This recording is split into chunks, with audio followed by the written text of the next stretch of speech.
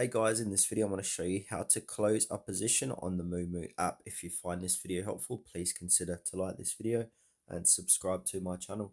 In saying that, let's just jump straight into the video. Alright, so what we need to do is open up the Moomoo app. From here on the bottom, we've got watch lists, markets and accounts. Click onto accounts. And now if we scroll down, you'll be able to see all your current positions. So I'm currently in a position with Lucid Group. So now in order to close position, I want to open it. And then the bottom left, we got trade. So I'm going to go ahead and click on trade, and then we need to sell. And then from here, we can choose what session. So we can choose regular trading hours, overnight trading, 24-hour trading.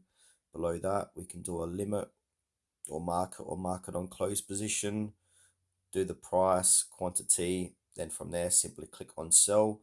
I need to put in my password to confirm the sell, and then after that, you'll be able to close your position inside Moomoo.